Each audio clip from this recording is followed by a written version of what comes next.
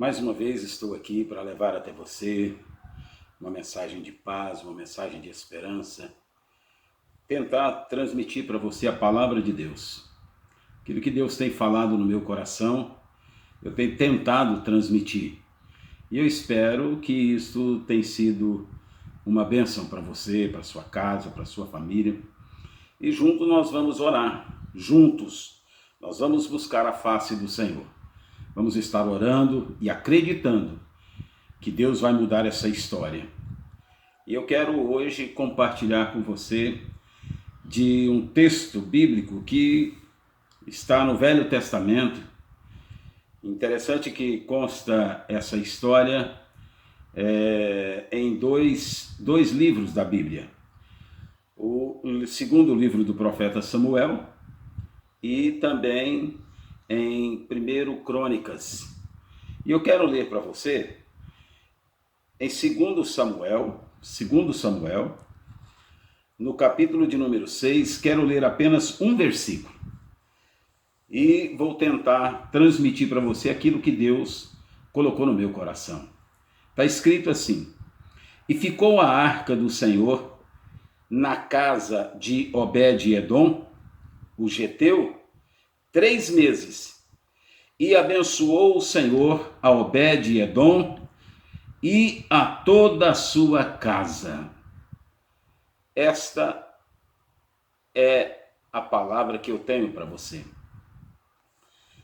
Às vezes você que não tem o costume de ler a Bíblia, de meditar na Bíblia, talvez você não tenha conhecimento do que significa essa arca. Porque o texto é tão categórico, né? O texto é tão simples. Ele diz: E ficou a arca do Senhor em casa de Obed-edom, o geteu, 3 meses. E abençoou o Senhor a Obed-edom e a toda a sua casa. Obed-edom foi abençoado por Deus porque a arca do Senhor ficou na casa dele 3 meses. Eu preciso explicar para você o que representa essa arca. Na época de Moisés, quando Moisés estava saindo do Egito e estava no deserto, a Bíblia fala que Moisés recebeu uma ordem de Deus.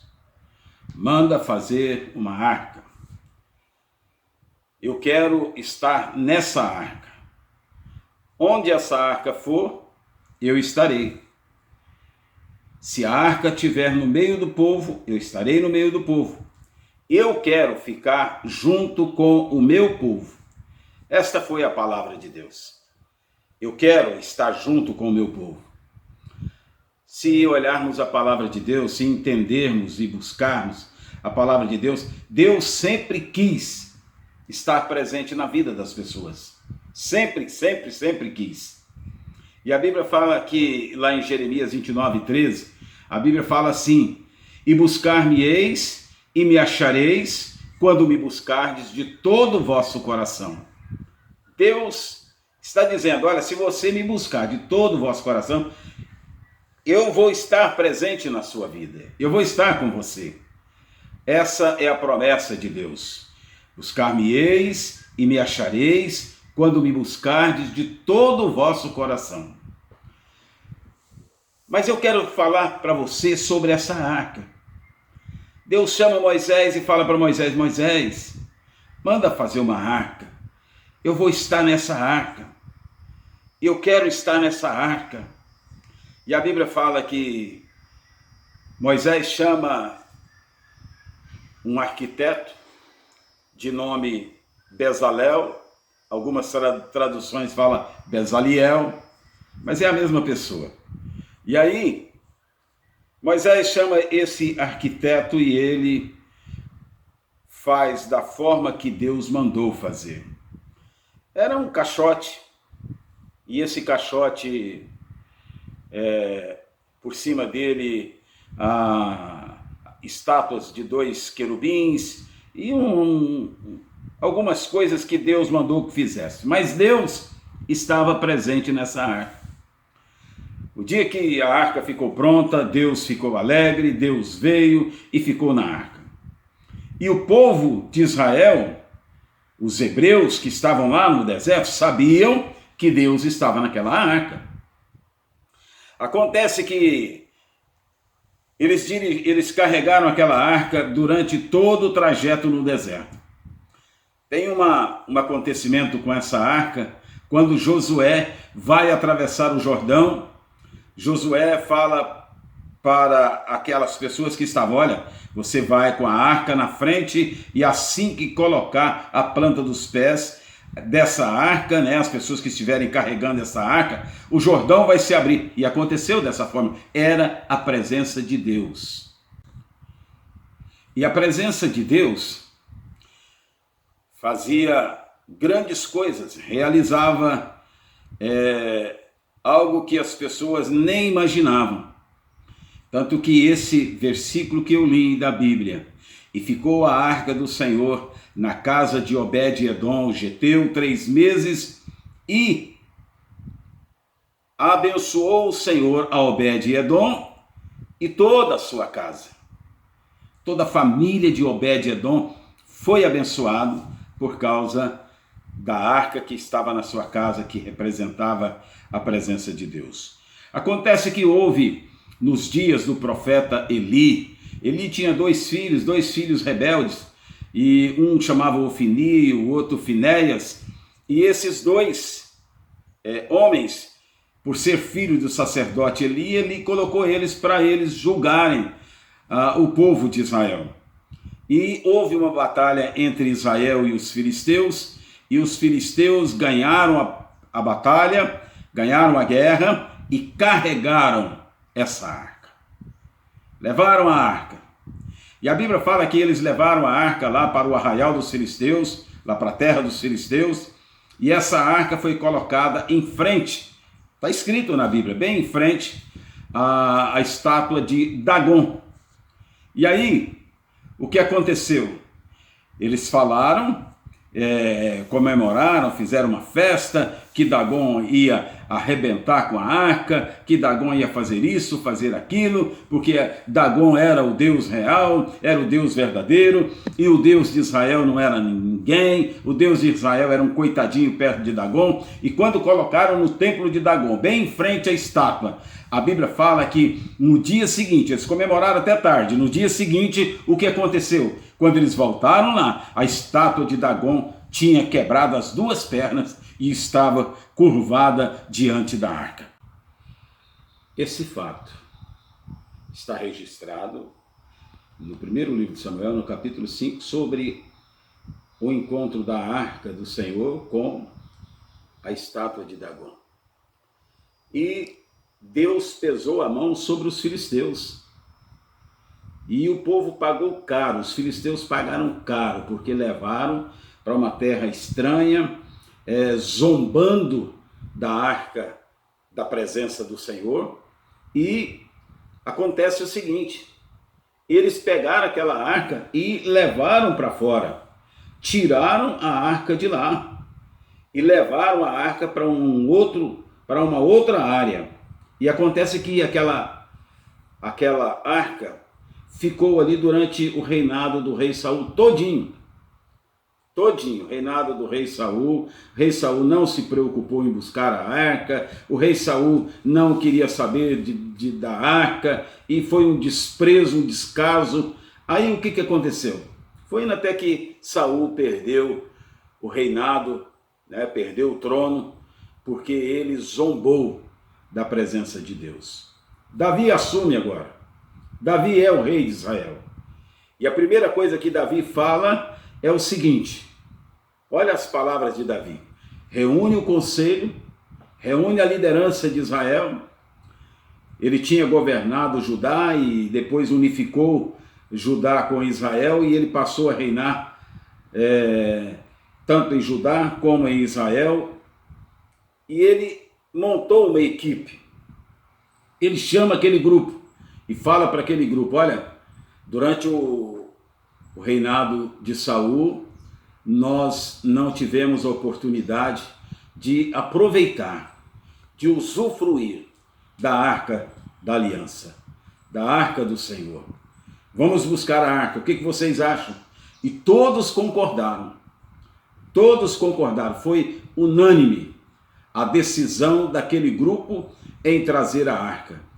E Davi vai buscar a arca, só que ele não tinha se preparado, e acontece que ele coloca gente que não estava preparado para carregar aquela arca, para pôr a mão na arca, e quando ele estava transportando num carro de boi aquela arca, dá num determinado lugar, a arca balança, e aí esses dois homens que estavam transportando a arca, levam a mão na arca e morrem os dois. E Davi ficou chateado com aquilo. E Davi então pega a arca e deixa na casa de Obed-edom.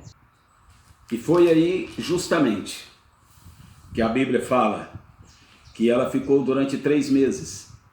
Davi se prepara, Davi consulta a Deus qual a forma apropriada de transportar aquela arca. Tinha que ser seguido um ritual. Tinha que oferecer sacrifícios a cada quantidade de metros que aquela arca andava. Parava, sacrificava, adorava, louvava. E Davi sempre foi o maior levita, o maior cantor, o maior compositor que a história já viu. Tanto que o livro dos Salmos, quase todos os capítulos foram escritos por Davi. Quase todos foram escritos por Davi. E nós sabemos que o livro dos Salmos são cânticos, melodias, músicas compostas por Davi. E Davi sabia adorar o Senhor. Quando você lê o Salmo 23, o Senhor é o meu pastor e nada me faltará. Ele me faz repousar em pastos verdejantes. Guia-me pelas veredas da justiça por amor do seu nome. Ainda que é uma música. Era Davi cantando para Deus. Aquele que habita no esconderijo do Altíssimo, à sombra do Onipotente descansa. Outra música. Todas elas feitas por Davi. É claro que o livro dos Salmos tem até de Salomão. Tem, se não me falha a memória, alguns que também foram escritos por Moisés, e assim sucessivamente. Quando Davi vai buscar, ele vai imbuído de um propósito. Eu vou trazer a presença de Deus para Israel. Deus vai voltar para Israel. A presença do Deus Todo-Poderoso agora vai ficar em Israel. Como abençoou a vida e a família de Obed-edom, vai abençoar todos os israelitas. Todos os israelitas serão abençoados, serão tocados pelo poder de Deus. Davi vai buscar, eufórico, alegre, cantando e dançando. A Bíblia fala que ele, em um determinado momento, quando ele está entrando em Jerusalém, ele entra dançando, bailando. E a Bíblia faz abre um leque para contar uma história da mulher dele, Mical, que era filha do rei Saul. Mical estava na janela do palácio, olhando e vendo Davi dançando, porque Davi sabia o que ia acontecer com Israel. Israel agora seria uma nova nação, uma nação poderosa. Tanto que Davi ganha batalhas e mais batalhas, sempre nas batalhas ele sai vitorioso e ele vai conquistando terreno, vai conquistando espaço. E a nação de Israel se projeta no mundo inteiro como sendo a nação do Deus Todo-Poderoso. Tanto que a nação de Israel até hoje é conhecida como a nação do Deus vivo, do Deus Criador dos céus e da terra. E nós sabemos que Deus tem um carinho todo especial por aquela nação, todo especial. Acontece que a arca chega em Jerusalém e Mical estava lá da janela, zombando, com raiva, com ódio. Olha o que a Bíblia diz, que ela fala para Davi quando Davi chega no palácio, depois de adorar a Deus, depois de oferecer sacrifícios, depois de estar ali de joelhos dobrados com toda a nação de Israel.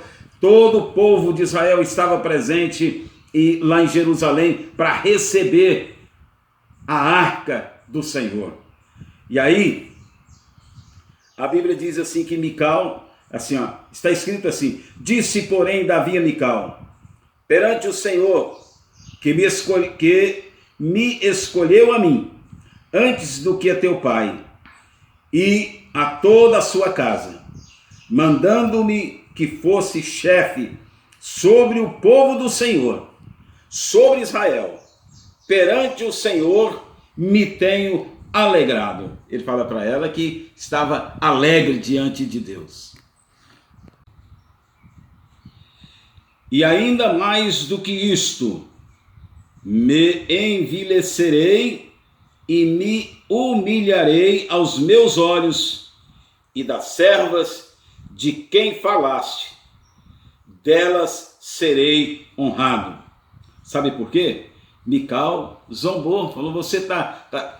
Isso é atitude de rei, ficar dançando, mostrando o corpo para as servas que estavam lá.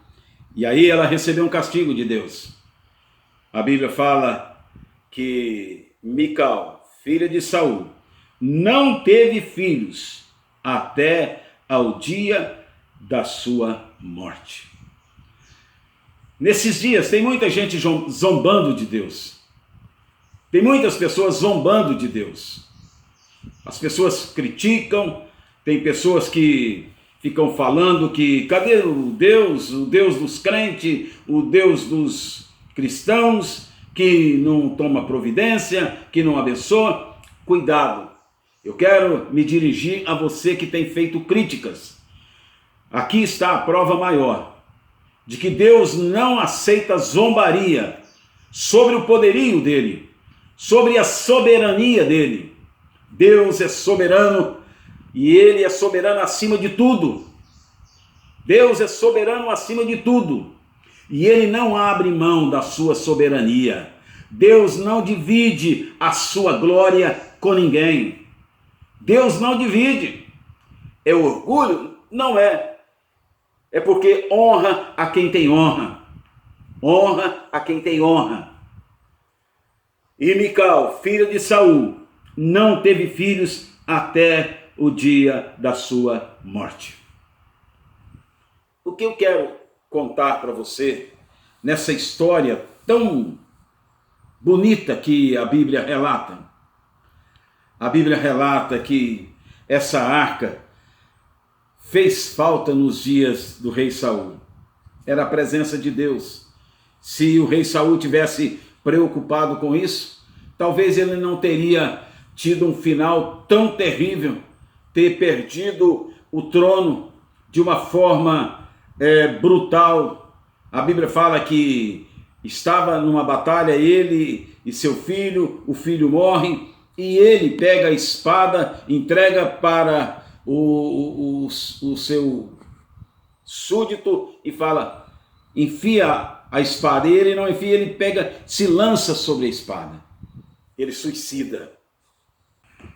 Isso aconteceu com o rei Saul. Davi teve um trono coroado de vitórias, abençoado por Deus, porque ele reconheceu naquele momento difícil, ele precisava da presença de Deus. Israel precisava da presença de Deus. E eu quero trazer isso para os nossos dias, para o nosso Brasil. O nosso Brasil precisa de Deus. A arca da aliança do Senhor. Aliança é contrato, compromisso. Isso é aliança. Aliança de Deus com o ser humano é que se você honrar, se você for fiel, se você aceitar, se você ouvir a palavra de Deus e guardar, você vai ser abençoado. Deus honra o seu compromisso, a sua aliança, o seu pacto Deus honra. Deus honra. E eu quero dizer para você, uma palavra de Jesus, está lá no Evangelho, segundo escreveu São João, no capítulo 15, versículo 7. Jesus disse assim: se vós estiverdes em mim, e as minhas palavras estiverem em vós, pedireis o que quiserdes, e vos será feito. É uma promessa de Jesus. Jesus está dizendo, olha, se você estiver comigo, e se as minhas palavras estiver dentro do seu coração, dentro da sua mente, se você estiver vivendo a minha palavra, você pode pedir o que você quiser, que vai ser feito para você. Essa é uma promessa de Jesus. Jesus fez essa promessa. O que nós precisamos é trazer a arca do Senhor para dentro do Brasil. Colocar a arca aqui e falar, daqui não sai, daqui ninguém tira. É isso que nós precisamos fazer. Temos que conservar a presença de Deus nas nossas casas. Lembra de Obed-Edom? 3 meses, e Deus abençoou a vida de Obed-Edom e abençoou toda a sua casa. Você quer a sua família abençoada? É a presença de Deus.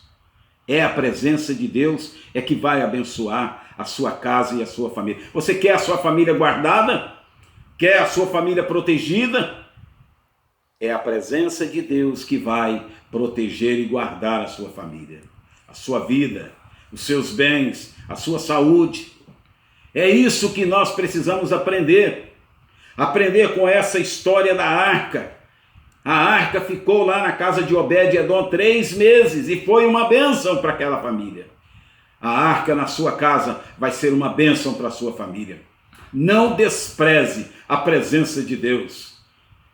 Queira sempre ter a presença de Deus aí na sua casa.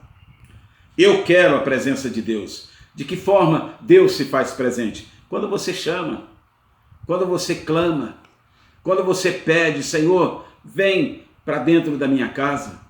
Senhor, esteja presente aqui comigo. Senhor, faça morada aqui na minha casa. Senhor, eu preciso do Senhor. A Bíblia fala que Deus não é surdo para que não possa ouvir. Deus não é surdo para que não possa ouvir, e nem cego para que não veja. Deus está atento ao que está acontecendo na sua vida. Deus está atento ao que está acontecendo na sua casa. Deus está ouvindo o que você tem falado. Se você tem clamado a Deus, se você tem falado palavras que agradam a Deus, com certeza você atrai a presença dele. E é isso que ele quer fazer. Ele quer fazer morada aí na sua casa. Ele quer estar em comunhão com você, com toda a sua família. E assim como ele fez na casa de Obed-Edom, ele vai fazer na sua casa, na sua vida, em nome de Jesus. E eu te convido agora, vamos orar, vamos falar com Deus. Como eu tenho falado todos os dias, se você quiser e puder, dobre os joelhos e vamos orar. Vamos falar com o Pai, em nome de Jesus. Vamos orar, vamos falar com o Pai. Lembre-se o que Jesus disse, se vós estiverdes em mim, e as minhas palavras estiverem em vós, pedireis o que quiserdes, e vos será feito. Senhor nosso Deus, Deus querido, Deus amado, é privilégio de poucos dirigir a Ti chamando de Pai. Tu és o nosso Pai. E nós queremos te agradecer pelo privilégio de sermos filhos do Senhor. Obrigado, porque o Senhor nos proporciona essa condição. Pai, eu quero te agradecer por cada amigo, por cada irmão que nesse momento estão, ó Pai, conectados, entrelaçados, numa só fé, acreditando que a nossa oração atingirá o trono da glória, onde o Senhor está assentado, onde o Senhor se faz, ó Deus, presente a todo instante. E sabemos também, ó Pai, que o teu Filho amado, Jesus Cristo, está sentado à direita do Senhor. Sabemos também, ó Pai, que o Espírito Santo intercede por nós nesta oração, com gemidos inexprimíveis. E eu quero, Senhor, em nome de Jesus, clamar a Ti. Vem, Senhor, esteja presente no nosso país, esteja presente no nosso Brasil, de canto a canto, de norte a sul, de leste a oeste. Esteja presente, Senhor, em cada casa, em cada lar, em cada família, guardando, ó Pai, em nome de Jesus. Abençoa, Senhor, ó Pai, cada uma dessas pessoas, dessas famílias que estão agora conectadas conosco, entrelaçadas, imbuídas da mesma fé, crendo no poder do Senhor. Senhor, levanta em nossa defesa. Levanta em nossa defesa. Senhor, que a graça do Senhor, que o poder do Senhor seja revelado nessa nossa nação. Senhor, nós sabemos que precisamos do Senhor a cada instante. Davi disse que o Senhor não tinha sido convidado para estar nos dias do rei Saul, mas que ele precisava da presença do Senhor. Nós também precisamos da presença do Senhor.